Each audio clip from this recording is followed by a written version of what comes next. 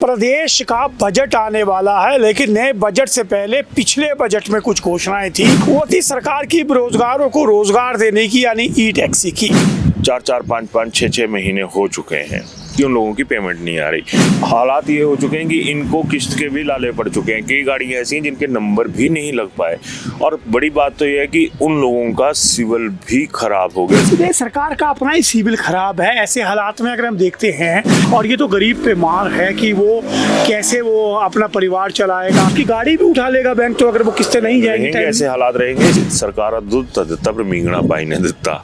पिछली सरकार ने ई बसेस ली शिमला में, उसमें चाइनीज वो खरीद लिए, उनके पुर्जे नहीं मिल रहे हैं। चाइनीज गाड़ियां खरीद मारी आप लोगों ने। यार शर्म कर लिया करो कुछ तो। आज वो मंत्री महोदय कहाँ पे हैं, आज वो मुख्यमंत्री कहाँ पे हैं जिनके दौर में ये सौदे हुए थे। राजनीति तो आम आदमी के साथ हो गई ना। अगर आरडीजी चली होती है, बाकी चीजें चली होती तो इन लोगों के पैसे जाते। और वो कह रहे हैं कि सुखू इज वेल, है ना, and system because of system we are in the well. ये ई चार्जिंग स्टेशंस लगे थे यहाँ पर। ये स्टेडियम के पीछे वाला इलाका है, और ये मुझे लगता है जिंदगी में कभी भी चले ही नहीं है। एक धूल मिट्टी जमी हुई है। कर दिया ना इन लोगों ने पैसा बर्बाद। बिल्कुल। आपकी जो महत्वाकांक्षी योजना है जिसमें राजीव गांधी का नाम जुड़ा हुआ है, अगर वहां पर इस तरह के विवाद शुरू हो जाएंगे, एसी से निकलेंगे साहब लोग और फिर एसी में बैठ जाएंगे, और चंद किलोमीटर उनकी गाड़ी भी दिन शिमला ही चलेगी।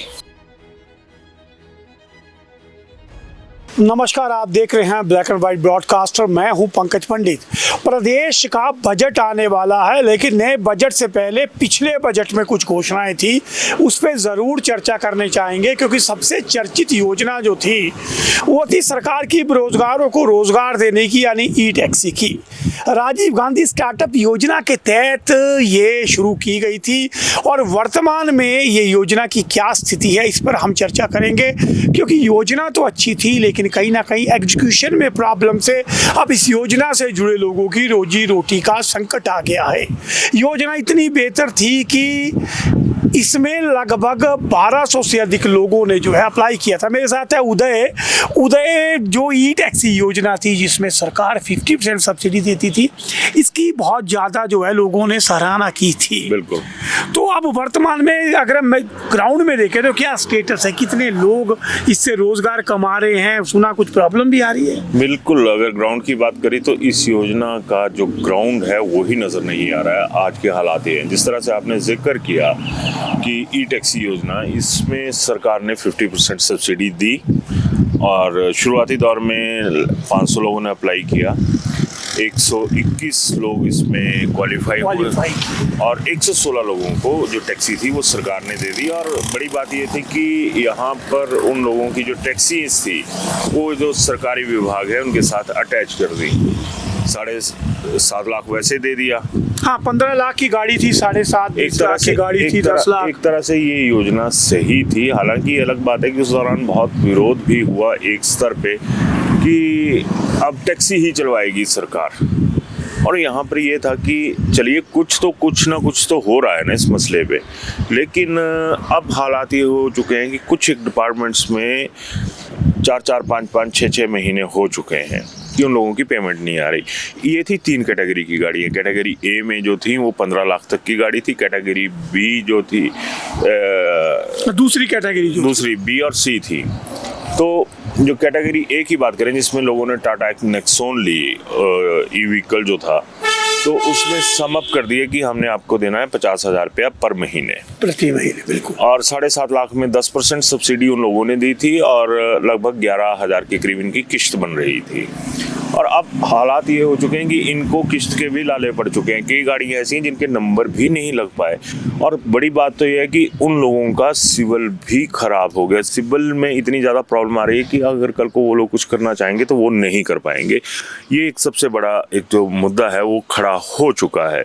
कुछ एक डिपार्टमेंट्स हैं जहाँ पर जैसे ये कह सकते हैं, जैसे IPH की बात करें, उनकी day to day month to month proper चली हुई है। लेकिन कुछ एक डिपार्टमेंट्स में अब एक्साइज एंड टैक्सेशन की बात करते हैं, वहाँ पर हमारी सूचना के मुताबिक लगभग 57 लाख रुपया जो था वो इन टैक्सी जो लगी थी ई टैक्सी इस डिपार्टमेंट में उसका देना था। लेकिन सरकार के खाते से आया सिर्फ 7 लाख रुपया, यानी ऊँट के मुँह में जीरा। उदय, सरकार का अपना ही सिविल खराब है। ऐसे हालात में अगर हम देखते हैं, कई जगह हम देखते हैं पेमेंट्स ठेकेदारों की इतने सालों से रुकी हुई है, और ये तो गरीब पे मार है कि वो कैसे वो अपना परिवार चलाएगा, किस तरह से वो इस तरह से जाकर के बैंक में जाके किस्त भरेगा, और उसकी गाड़ी भी उठा लेगा बैंक, तो अगर वो किस्तें नहीं जाएंगी। ऐसे हालात रहेंगे। शायद यही वजह है कि जो एक स्क्रीनशॉट्स हमारे पास आए हैं उसमें ये देखिए कि क्या लिखा हुआ है। यहाँ पर लिखा है, ये दिखाएं विशाल, मैं चाहता हूँ कि एडिटिंग में तुम इन्हें स्क्रीनशॉट देखिए। लोगों को कहना है 8 महीने से हमें नहीं मिले हैं, ये योजना दी है या सजा, आपके सामने ये रोजगार दिया है या सजा दी है। बिल्कुल बिल्कुल बिल्कुल बिल्कुल। और वही है कि अगर पहाड़ी में कहूँ कि सरकार दूध तब मींगना पाई ने दिता। पहली बात कि 1200 ने अप्लाई किया था, 1200 सक्सेस रेट बहुत बढ़िया था। सक्सेस रेट इसका बहुत बढ़िया था, लेकिन अभी 115 को मिली है। वेटिंग बहुत ज़्यादा है, और हम लोग जो है वो ग्रीन हिमाचल की बात करते हैं। और अब देखिए यहाँ पे क्या हो रहा है। सरकारों की नालायकी अभी भी एक ताज़ा सामने आई है।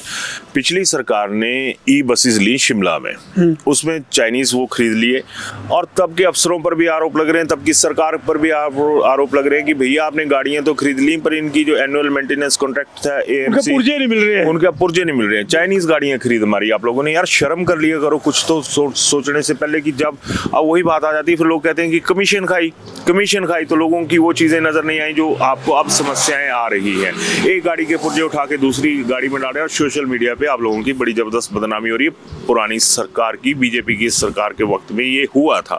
आज वो ऑफिसर कहाँ है, आज वो मंत्री महोदय कहाँ पे हैं, आज वो मुख्यमंत्री कहाँ पे हैं जिनके दौर में ये सौदे हुए थे। बिक तो आम आदमी जाता है, जिस तरह से अब हालात ई टैक्सी में भी नजर आने शुरू हो चुके हैं। तो मामला है ई टैक्सी का। ई टैक्सी लोगों को बड़ी बेहतर योजना लगी थी, और बहुत ज़्यादा जो युवा थे, जो बेरोजगार थे, उनको इसमें नजर आया। पंकज मैं टोक रहा हूँ, आज भी कुछ जो ई टैक्सी ऑपरेटर्स हैं वो हमसे मिले थे, तो उन्होंने एक बात तो कही कि मुख्यमंत्री सुखविंदर सिंह की जितनी तारीफ की जाए कम। मैं भी कौन था जो 7.5 लाख रुपया सब्सिडी दे देता। बहुत बड़ी बात है, बहुत बड़ी बात है। और वो भी पहले वादे होते थे कि 1 साल बाद देंगे, 2 साल बाद देंगे। तो लोग इस चीज के लिए उनके धन्यवादी भी हैं, लेकिन अब जो समस्या आ गई, जो पैसा नहीं आ रहा है, ये जो RDG के ऊपर बीजेपी साथ नहीं दे रही है, अब ये भी कहीं ना कहीं नजर आ रही है कि जब तुम कहीं साथ ही नहीं दोगे जाके, कि तुम लोगों को अब वही चीज आ गई कि एक तरह से कहें कि राजनीतिकरण हुआ इस मुद्दे का, मान लेते हैं, लेकिन इस जो राजनीतिकरण हुआ इसमें राजनीति तो आम आदमी के साथ हो गई ना। अगर RDG चली होती है, बाकी चीजें चली होती तो इन लोगों के पैसे जाते, लेकिन बात वही आ गई कि सियासत करनी है इन लोगों को। हमारे युवा तबाह होते हैं, हो जाएं। आज ई टैक्सी की तो बात छोड़िए, आप प्राइवेट सेक्टर में भी देखिए कितनी ई व्हीकल्स आ गए। बिल्कुल है ना। और लोगों में सक्सेस रेट है, इसका मतलब ये भी सच्चाई है कि सरकार ने परख लिया था कि हम इस तरह से चलेंगे तो ये होगा। आज उसी तरीके से देखा जाए तो 50,000 की अगर छोटी सी बात करें तो उसमें 11,000 रुपया चला जाना था इनका किश्त का। फिर टैक्सी नंबर है, टैक्सीज भी जाएंगे, सारी चीजें जाएंगी, अपना परिवार भी देखना। और इसमें हुआ क्या कि जिलों से बाहर गाड़ियां चली गई। अब टैक्सी जो चला रहे हैं, जो युवा जिनके साथ कॉन्ट्रैक्ट में है कि खुद गाड़ी चलाएंगे, वो रख है ना, वो कहाँ से खाएंगे? 4 महीने 5 महीने से अगर आपको पैसा नहीं मिल रहा है तो वो कहाँ से खाएंगे? सबसे बड़ी बात तो ये। तो मुद्दा ये है कि सुखू जी, आपसे सीधी बात करना चाहता हूँ। योजनाएं आपकी बहुत बेहतर है, लेकिन इन्हें जमीन पे उतारने में पलीता कौन लगा रहा है? अधिकारी है या योजना है? कौन लोग हैं जो आपकी योजनाएं होती तो बेहतर है, लेकिन जब वो जमीन पे उतरती है तो यहाँ पे असर भी होता है। मेरे और आपको आदत है कि हम हमेशा डंडा लेके पीछे खड़े हो जाते हैं जाके, लेकिन जब इस मुद्दे पे उन ऑपरेटर्स जो चला हैं, ई टैक्सी ड्राइवर्स जो है, उनसे जब बात हुई तो उन लोगों ने ये रिक्वेस्ट करी कि भैया उनको कुछ मत बोलना, प्यार भी देखिए। System is bad. हाँ, यही कहना है। और वो कह रहे हैं कि सुखू इज वेल, है ना, and because of system we are in the well, हम कुएं में गिर चुके हैं। तो बात यहाँ पर यही है कि अगर इन लोगों को अपनी हिस्सेदारी जो है, जो नियमों के मुताबिक है, अगर उसमें सारी चीज़ें चल पड़ती हैं तो क्या बुरा है। अब मैं RDG पर एक बार फिर आऊँगा कि RDG पर इन लोगों ने सियासत करी, बिल्कुल कांग्रेस ने भी करी, बीजेपी ने भी करी, लेकिन बीजेपी का क्यों अभी बैकफुट पे जा रही है? इसी वजह से जा रही है क्योंकि इनका असर तो उन घरों में हो गया जहाँ पर अभी एक उस्ताद जी हमें मिले थे है ना। उन्होंने कहा कि मैंने जो मार्जिन मनी थी वो भी किसी से 10,000, किसी से 20, किसी से 50,000 रुपया लेके पूरी की है, और सौभाग्य था कि हमें पहले लॉट में आ गई। अब 121 गाड़ियों में से 116 आई हैं, और वेटिंग बहुत लंबी है। तो इन नेताओं को भी सोचना चाहिए कि जब तक आप लोग साथ नहीं देंगे तो पब्लिक का साथ कौन देगा। सबसे बड़ी बात, पब्लिक का साथ क्यों देगा। तो अब नया बजट आने वाला है, और सुखविंदर से याद आई, एक ऑफिसर थे, उनसे हमारी बात हुई तो उन्होंने कहा कि अब उम्मीदें हमारी 31 मार्च तक हैं कि सरकार कितना सा पैसा हमें देती है। यहाँ पे जाहिर सी बात है कि उनकी भी मजबूरियां हैं, और मजबूर करता कौन है? मजबूर करता है ये वही सिस्टम जो टॉप लेवल पर हम लोगों को ऑपरेट करता है। जब वहाँ की बैटरी फेल हो गई, अब थोड़ा सा पीछे दिखाइएगा कि कितनी ज़्यादा स्मार्ट सिटी के नाम पर ये ई चार्जिंग स्टेशंस लगे थे यहाँ पर। ये स्टेडियम के पीछे वाला इलाका है। ये ई चार्जिंग स्टेशन है। आइए उदय, इधर चलते हैं। ये ई चार्जिंग स्टेशन स्टेडियम के पीछे है, और ये मुझे लगता है जिंदगी में कभी भी चले ही नहीं है। एक यूनिट की खर्च नहीं हुई है यहाँ पे।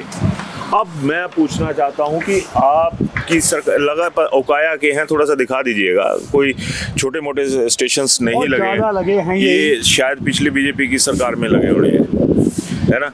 ये तीन चार्जिंग पॉइंट्स लगे हैं यहाँ पे, मतलब ये 1 2 3 4 5 गाड़ियाँ यहाँ पर रिचार्ज हो सकती थी। लेकिन क्या है, धूल मिट्टी जमी हुई है। कर दिया ना इन लोगों ने पैसा बर्बाद। बिल्कुल। और जिन लोगों की जो आबादी, और जो लोग उसी आबादी का हिस्सा और आबाद होने की कोशिश कर रहे हैं, उन्हें ऐसा ही सिस्टम बर्बाद करता है। एक बार फिर से उदय जो अपने पुराने उसमें आ गए, लेकिन मेरा मानना है नया बजट आ रहा है।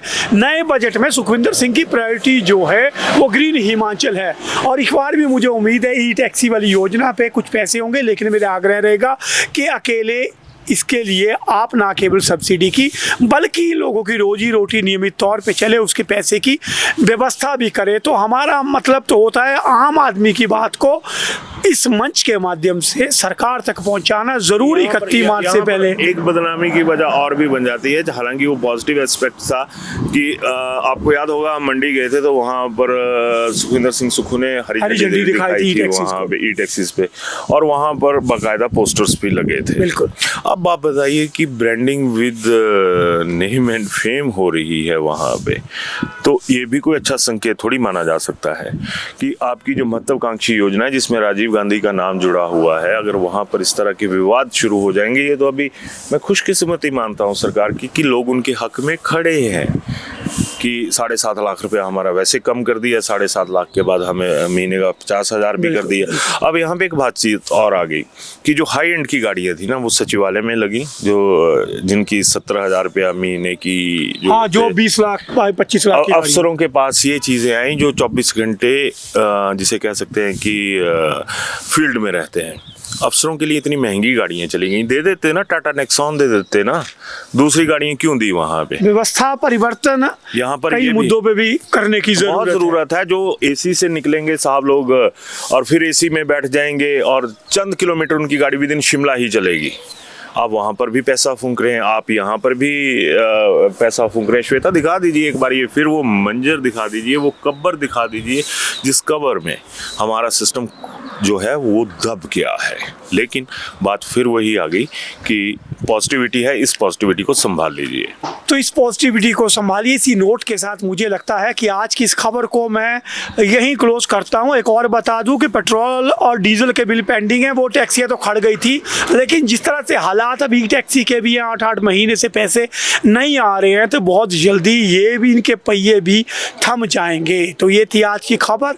आप देख रहे थे ब्लैक एंड व्हाइट ब्रॉडकास्टर। जरूर अपनी राय दीजिए कि आपको हमारी ये खबर कैसे लगी। गोल्ड लेने से पहले बस ये 4 चीजें याद रखना। सिर्फ डिजाइन मत देखो, BIS हॉलमार्क चेक करो, HUID वेरीफाई करो, सिर्फ गोल्ड रेट मत पूछो, मेकिंग चार्जेस क्लियर समझो। आजकल सबसे कम बोलते हैं, पर ट्रस्टेड कौन है ये देखो, और फिर पूछो एक्सचेंज पॉलिसी। कल को अपग्रेड करना हो तो प्रॉब्लम नहीं होनी चाहिए। और सबसे जरूरी वैरायटी देखो, कलेक्शन देखो, लाइट वेट डिजाइन देखो। हर शोरूम हैवी सेट्स नहीं लाइट वेट ऑप्शन भी देता है क्या? भूषण ज्वेलर्स में सब मिलता है। यहाँ हर कैलकुलेशन क्लियर मिलती है, लोएस्ट मेकिंग चार्जेस मिलते हैं, एक्सक्लूसिव वैरायटी मिलती है और specially curated light weight collections मिलते हैं, वो भी विश्वास के साथ। तभी तो भूषण ज्वेलर्स को कहते हैं ए बॉन्ड ऑफ ट्रस्ट।